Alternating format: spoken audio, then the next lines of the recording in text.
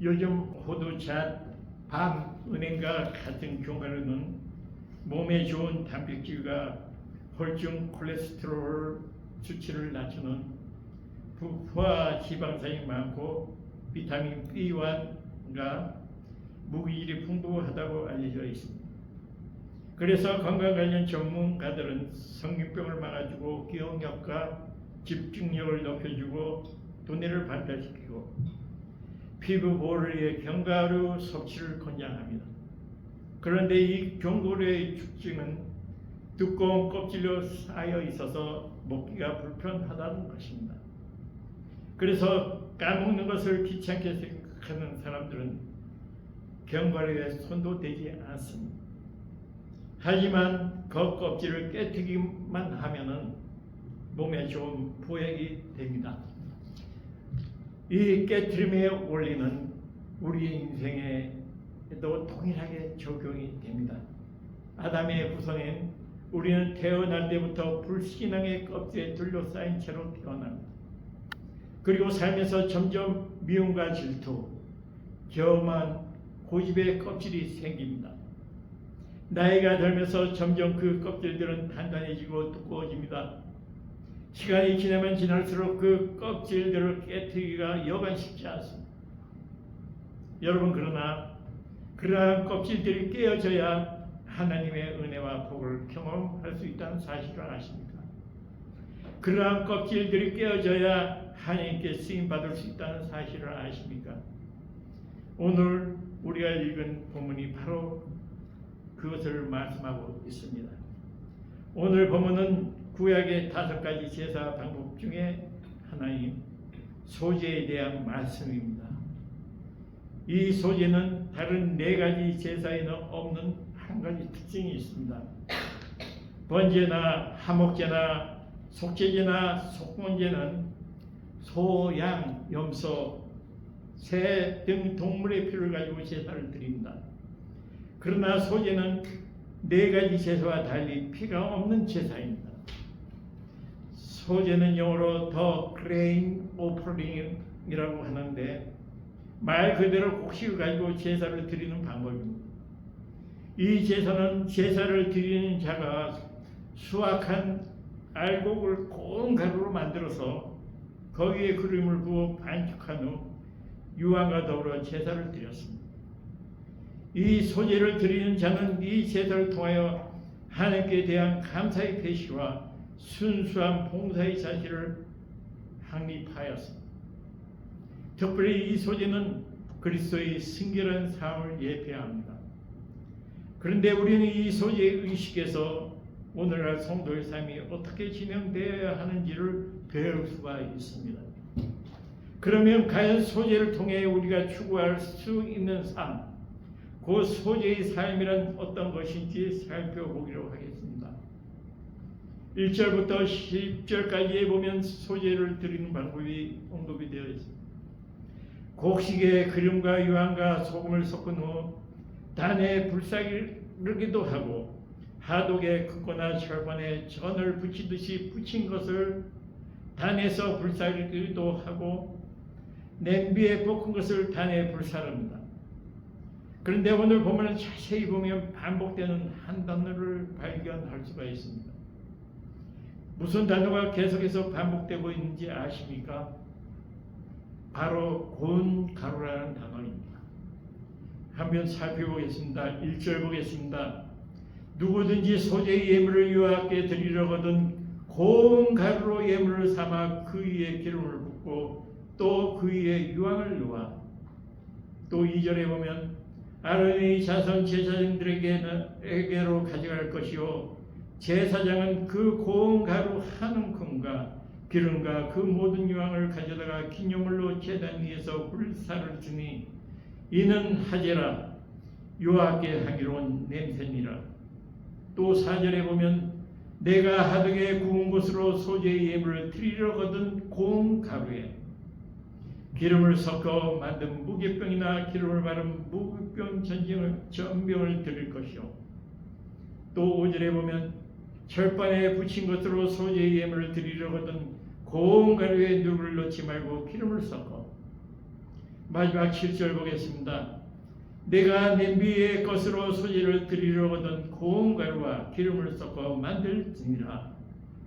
여러분 몇 번이나 고운 가루라는 단어가 반복되고 있습니까?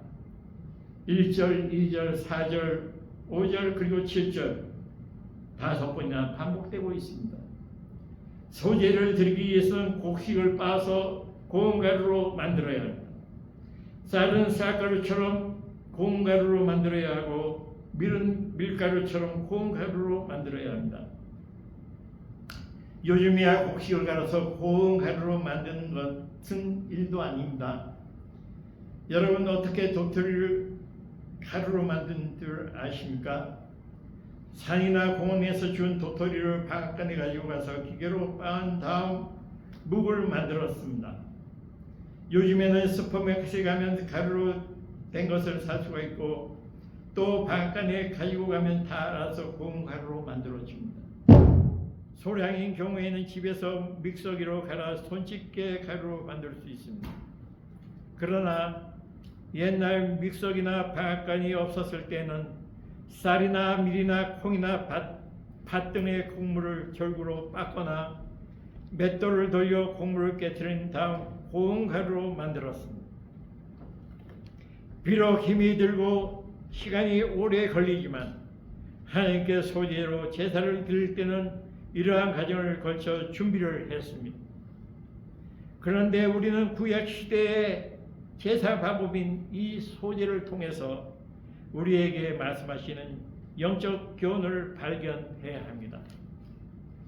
하나님께 소재를 드리기 위해서는 곡식이 깨어지고 부서진 다음 고운 가루가 되어야 하는 것처럼 우리가 하나님의 손에 올려지기 위해서는 깨어져야 하고 부스러져야 한다는 것입니다.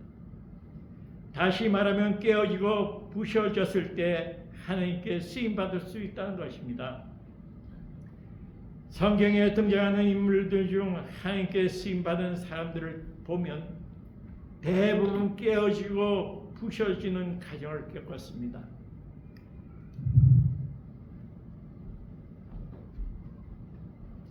대표적인 인물이 야곱입니다.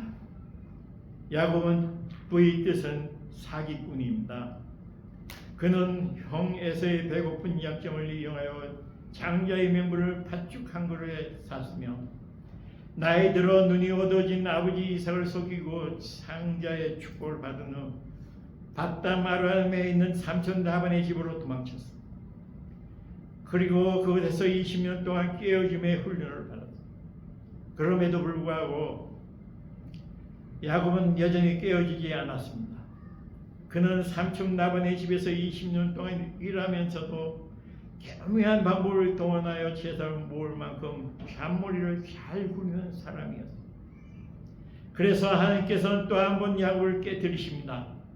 그가 20년 동안 객지 생활을 마치고 고향으로 돌아가는데 큰 문제를 만납니다. 형 에서가 군사 400명을 거느린 채 자기에게 오고 있다는 소식을 듣습니다. 야곱은 시비 두렵고 답답하여 양과 소와 낙타와 자기 종들과 가족들을 두 그룹으로 나눕니다. 그래서 형 에서가 한 그룹을 치면 남은 그룹은 도망을 치도록 조처를 합니다. 하지만 야곱의 마음은 여전히 불안했습니다. 그래서 다시 형을 위한 푸짐한 선물을 준비해서 종들에게 보냅니다. 그리고 남은 가족들도 다 야복강을 건너가게 합니다. 이제 야곱은 홀로 남았습니다. 그런데 갑자기 이상한 사람이 나타났습니다. 그는 하나님이 보낸 천사였습니다. 야곱은 천사와 밤새도록 씨름을 합니다. 살려주지 않으면 놓지 않겠다고 그 천사를 꽉 붙잡았습니다. 마치 제 천사는 야곱의 한도뼈, 즉 허벅지 관절을 쳐서 부러뜨렸습니다. 한도뼈가 부러진 야곱은 더 이상 힘을 쓸 수가 없었습니다. 그때 하나님께서 야곱의 기도를 들어주시고 그의 이름을 하나님과 겨루어 이겼다는 의미로 이스라엘이라고 붙여 주십니다. 그러니까 야곱이 철저하게 깨어지자 하나님께서 비로소 복을 주시고 그를 이스라엘의 역사에 길이 남는 인물로 사용하신 것입니다. 모세도 야곱과 비슷합니다. 모세는 바로 왕의 궁전에서 40년 동안 애굽 사람의 모든 지혜를 배워 말과 하는 일이 능하게 되었지만 아직까지 깨어진 경험이 없었습니다. 그래서 그가 40세가 되었을 때는 하나님을 신뢰하기보다 자기 자신을 더 신뢰했습니다. 자신의 힘을 의지해서 하나님의 일을 하려고 했습니다. 그러나 그의 힘과 실력으로 할 수 있었던 것은 겨우 애굽 사람 한 명을 쳐 죽이는 것이었습니다. 깨어짐을 경험하지 못한 그를 사용하실 수 없다는 것을 아신 하나님께서는 그를 미디안 강야로 보내셨습니다. 하나님께서는 40년 동안 그의 자존심과 교만과 헐기를 깨뜨리셨습니다. 그가 강야에서 양떼를 돌며 완전히 깨어져서 부드럽게 되었을 때 그제서야 하나님께서 그를 부르셨습니다.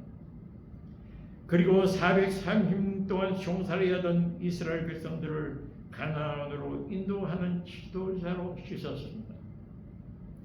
겨우 애굽 사람 한 사람을 쳐 죽였던 그가 깨어지고 나서 장정만 60만 2만 명 이상의 이스라엘 백성을 인도하는 능력의 사람이 된 것입니다. 요셉도 애굽의 총리가 되기까지 깨어지는 과정을 거쳤습니다. 형들에게 미움을 받아 미디안 장사꾼들에게 팔려가고 바로 왕의 경호 실장인 보디발의 집에서도 종살이도 하고 억울하게 누명을 쓰고 옥에 들어가서 옥살이도 합니다. 요셉은 13년 동안 깨어지는 과정을 겪은 후 애굽의 총리가 되었습니다. 다윗도 사무엘 선지자로부터 사울 왕의 뒤를 이어 왕이 될 것이라는 의미로 기름 부음을 받았지만 곧바로 왕위에 오른 것이 아닙니다.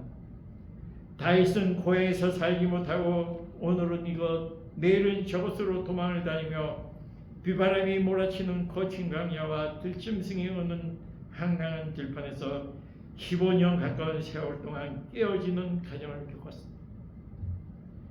출애굽한 이스라엘 백성들도 곧바로 젖과 꿀이 흐르는 가나안 땅으로 들어가지 않았습니다.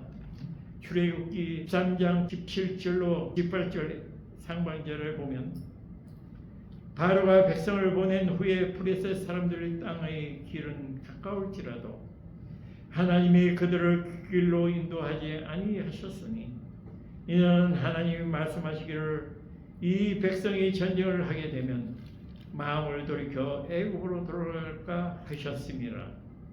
그러므로 하나님이 홍해의 강야 길로 돌려 백성을 인도하시매라고 말씀하고 있는 것처럼 하나님은 이스라엘 백성들을 곧바로 지형의 길로 인도하지 않으시고 홍해 길로 인도하셔서 강야로 들어가게 하셨습니다. 하나님은 강야에서 완악한 이스라엘 백성들의 마음을 깨뜨리셨습니다. 교만한 마음을 깨뜨리셔서 겸손하게 만드셨고 자신들의 힘을 깨뜨리셔서 하나님을 의지하는 마음으로 바꾸셨고 완악한 마음을 깨뜨리셔서 부드럽게 만드셨습니다. 여러분 야곱과 모세와 요셉과 다윗의 인생과 이스라엘 백성들의 강야 생활을 통해서 우리가 무엇을 배울 수가 있습니까? 여러분 성경에 등장하는 인물들은 깨어지는 과정을 겪은 후 하나님께 쓰임받았다는 것입니다. 깨어짐의 과정을 통과한 후 총리에 오르는 복과 왕위에 오르는 복을 누리고 가나안에 들어가는 복을 받았다는 것입니다. 여러분 그렇습니다. 하나님께서는 자신의 의가 살아있는 교만한 사람을 쓰시지 않고 깨어지고 부서진 사람을 쓰신 줄로 믿습니다. 깨어짐을 경험한 사람이 하나님께서 주시는 복을 누릴 수 있는 줄로 믿습니다. 이란의 수도 테헤란에 가면 눈부시게 찬란한 왕궁이 있다고 합니다. 둥근 천장과 벽과 기둥이 마치 다이아몬드를 박아놓은 것 같지만 자세히 살펴보면 잘게 부서진 유리 조각들로 뒤덮어 아름다운 빛을 내고 있다고 합니다. 이렇게 건축된 이유가 있습니다. 처음 이 왕궁이 설계되었을 때 거물 외부에 붙일 고울을 외국에서 수입하기로 했습니다. 그래서 주문했던 고울이 도착하여 포장을 풀었는데 포장 안에 들어있는 고울을 본 관계자들은 낙담하고 말았습니다. 운반 도중 고울이 산산조각 나와버렸기 때문입니다. 안타까워하며 깨진 유리족들을 버리려 할 때 한 관계자가 이렇게 말했습니다. 깨진 유리 조각을 버리지 맙시다. 어쩌면 깨져 있기 때문에 더 아름다울지도 모릅니다. 그의 의견에 따라 버려지지 않고 깨진 유리 조각으로 추상적인 무늬를 만들어 그에게 붙였습니다. 그랬더니 빛이 여러 방향으로 반사돼 뜻밖에도 상상하지 못했던 아름다운 왕궁이 만들어졌다고 합니다. 여러분, 우리가 살다 보면 때때로 산산조각이 난 유리처럼 마음이 깨어지고 상처를 입을 때가 있습니다. 때때로 건강이 깨져서 병상에 누운 채로 하루하루 소망 없이 지낼 때도 있습니다. 최선을 다해 교육시켰던 자식과의 관계가 깨어져 너무 실망이 될 때가 있습니다. 자존심 하나만큼은 목숨처럼 지켰는데 어느 날 갑자기 자존심이 산산이 깨어질 때도 있습니다. 목숨 걸고 일군 사업이 깨어져 파산하고 부도가 날 때도 있습니다. 하나님이 사업과 자식과 건강과 자존심과 물질을 쳐서 깨뜨리실 때가 있습니다. 그때 우리는 하나님께서 그것들을 깨뜨리시는 이유를 알아야 합니다. 사도 바울은 위대한 하나님이 종이요 위대한 사도였습니다. 그렇지만 하나님께서 그를 거듭거듭 매우 어려운 환경으로 밀어놓으셨습니다. 고린도후서 1장 8절과 9절 상반절에 보면 그가 얼마나 어려움을 당했는지 잘 알 수가 있습니다. 형제들아, 우리가 아시아에서 당한 환난을 너희가 알지 못하기를 원하지 아니하노니 힘에 겹도록 심한 고생을 당하여 사회 소망까지 끊어지고 우리는 우리 자신이 사형 선고를 받은 줄 알았으니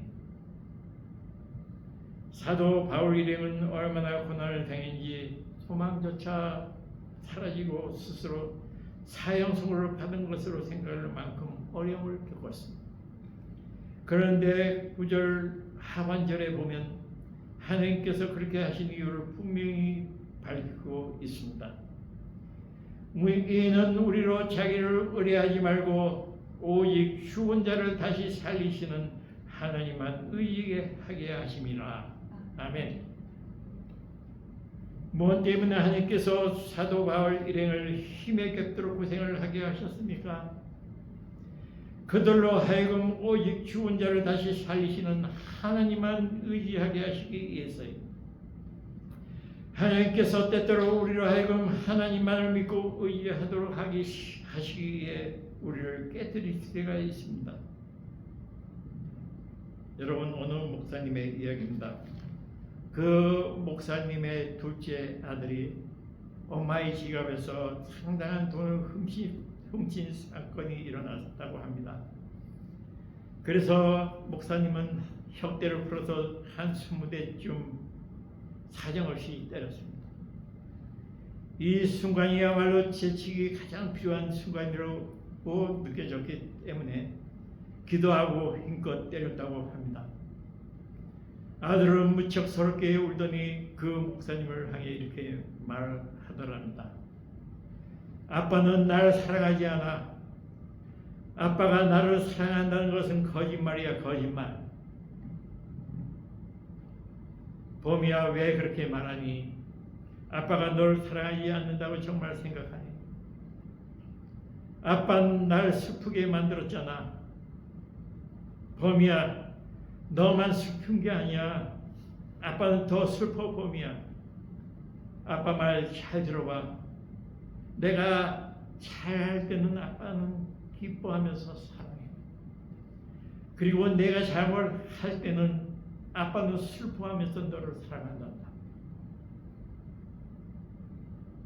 여러분, 저는 이 이야기가 우리에게 동일하게 해당되는 이야기라고 생각합니다. 우리가 잘못된 길로 갈 때 우리를 잘못된 길에서 풀어오도록 하나님께서는 여러 가지 방법으로 우리를 깨뜨리십니다. 그러한 상황 속에서도 우리가 기억해야 할 말씀이 있습니다.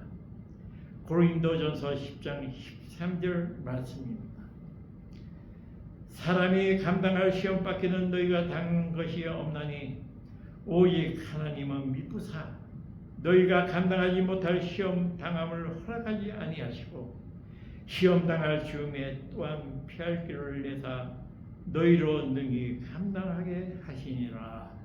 아멘. 여러분, 그렇습니다. 하나님께서는 우리가 감당할 만큼만 깨뜨리십니다. 만약 우리가 감당하지 못할 상황이 된다면 사람을 붙여주시든지 환경을 바꿔주시든지 주셔서 우리로 하여금 넉넉하게 감당할 수 있게 하십니다. 여러분, 우리는 그렇게 하시는 하나님의 의를 잘 알아야 할 줄로 믿습니다. 조각가들은 크게 보면 조소기법과 조각기법 등 두 가지 기법을 사용하여 작품을 만든다고 합니다.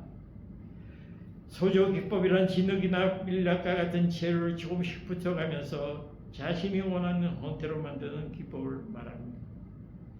반면에 조각기법이란 조각가가 나무나 바위 등의 재료를 깎고 다듬어 자신이 원하는 형태로 만드는 기법을 말합니다. 하나님께서도 조각기법을 동원하여 우리를 깎기도 하고 다듬기도 하십니다. 그런데 이 조각기법은 우리를 아프게 합니다. 하나님의 망치가 우리 인생에 닿게 되면 우리는 고통 가운데 빠지지만 하나님의 망치가 닿으면 닿을수록 우리는 하나님께서 원하시는 걸작품에 더 가까워집니다. 하나님은 때때로 망치로 우리의 사업증을 깨뜨려 어려움을 겪게 하실 때가 있습니다. 어떤 경우에는 망치로 우리 자식과 건강을 깨뜨려 납작 엎드리게 하실 때도 있습니다. 어떤 경우에는 망치로 자존심을 깨뜨려 수치를 당하게 하실 때도 있습니다. 그때 우리는 하나님의 의도를 잘 알아야 합니다. 그것은 하나님이 우리를 미워하시거나 저주해서가 아니라는 사실을 기억하시기 바랍니다. 우리의 교만과 아집과 욕심을 깨뜨려서서 더 귀하고 더 큰 것을 만들기 위한 가정이라는 사실을 믿으시기를 바랍니다. 여러분, 이제 말씀 맺겠습니다. 우리가 살다 보면 깨어질 때가 종종 있습니다. 전혀 예상치 않은 홍수를 만나 힘들게 쌓아 올린 것들이 깨어지기도 하고 태풍을 만나 인생 여행길이 깨어지기도 하고 직장과 사업과 건강이 깨질 때도 있고 친구 관계와 자식과의 관계가 깨어질 때도 있습니다. 그러나 중요한 것은 하나님의 의도입니다. 그때 우리는 하나님의 의도를 잘 알아야 합니다. 왜 하나님께서 나를, 우리의 가정을, 우리 교회를, 이 땅을 깨뜨리셨는지 그 이유를 잘 알아야 합니다. 일반적으로 우리가 사용하는 모든 물건들은 금이 가거나 깨어지면 무용지물이 되고 맙니다. 그래서 쓰레기통에 버립니다. 그러나 하나님께서는 야곱이나 모세나 요셉이나 다윗과 같이 금이 가고 깨어진 사람을 쓰십니다. 하나님께서는 깨어지지 않은 사람은 도무지 쓰시지 않으십니다. 그렇기 때문에 하나님이 사용하려고 하시려고 하는 사람이나 하나님이 축복해 주시려고 하는 사람은 반드시 깨뜨리시는 줄로 믿습니다.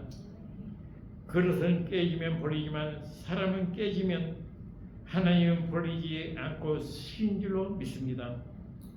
하나님이 우리를 깨뜨리시는 이유는 쓰레기통에 버리시기 위함이 아니라 하나님의 그릇으로 쓰시기 위해서인 줄로 믿습니다. 그러므로 깨어짐은 저주가 아니라 축복이라는 사실을 기억하시기 바랍니다.